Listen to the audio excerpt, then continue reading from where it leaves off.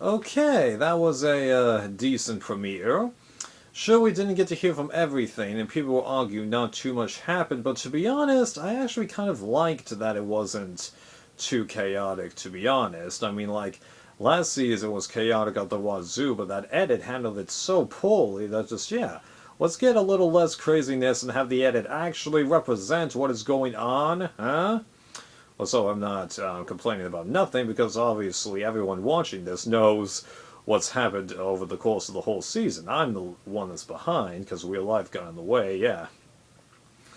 So we do the marooning bit. That was pretty much the only real chaotic bit for the episode because Jeff seemed to put them onto more of a time crunch this time, although that additional fire reward at the end, that was a pretty decent motivator. Yeah. I didn't really have a favorite tribe going into this, and I'll be honest with you, I still don't. So, I think, like, maybe with Ko-Ron, I'm not actually rooting for the Blue Tribe, or I'm not rooting for the Blue Tribe just yet. I do like the fact that, you know, they were the first tribe to show real huge strategic thinking, okay? But I don't feel the usual vibe that the Blue Tribe is the better strategist by any stretch. Let's wait until after tribes switch, and then I can probably give some more feedback on that situation, right? So I don't really need to discuss the opening challenge any more than I already would have because it was pretty obvious who would lose, so then it just became who came in first, and there was a difference of like 10 seconds tops, right? So Charlo Dynamics, the Heroes Tribe, it did kind of make sense that the younger people bond, and thank you for getting the 4 is a majority out of 6 business, but you did get the idea that the black guy wasn't entirely into it. He was just doing it so he could like have his bases covered. He was totally open to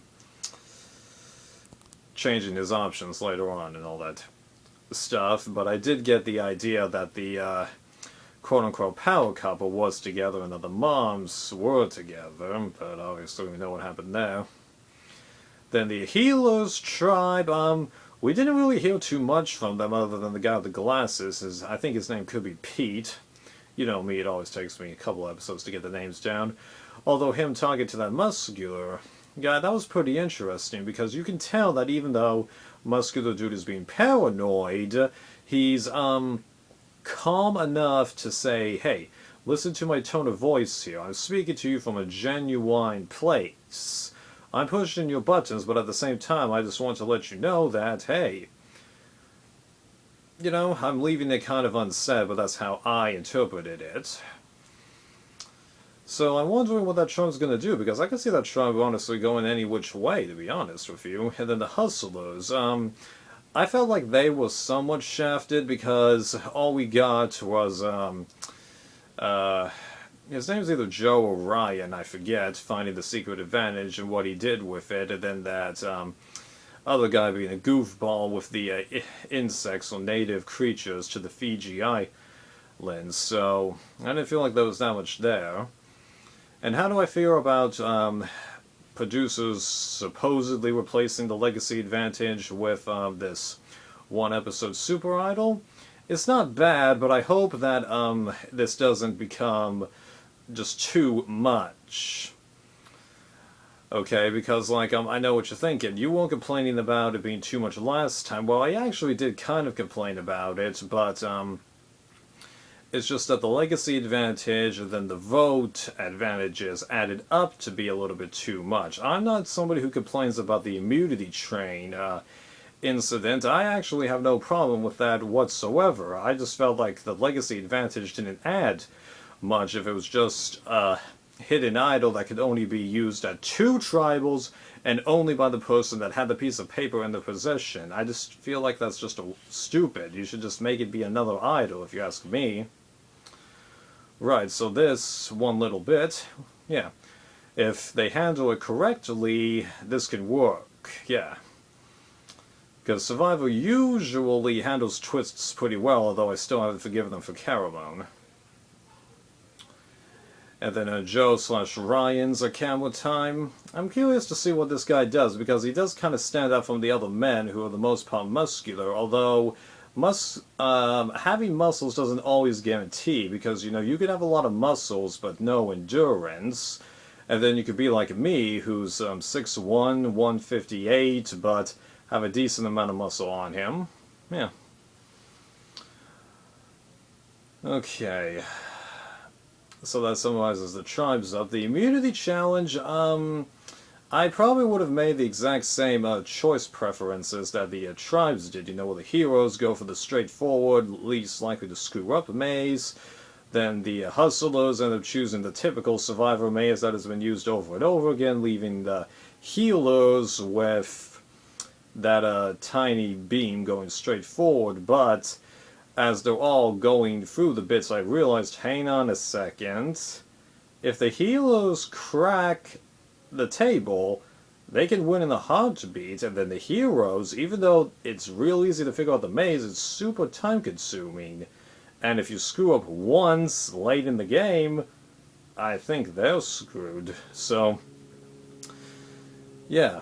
But sure enough, the healers figured it out, and then the heroes started realizing, ooh boy, this is going to take forever. Now, it did seem like they were making a comeback, but I just shook my head and go, no, no, no, no, no. Heroes are losing. They're going to catch up to where the hustlers are, but then the hustlers are going to pull it out anyway, and that's exactly what happened. Okay, CBS, this is getting way too old, okay?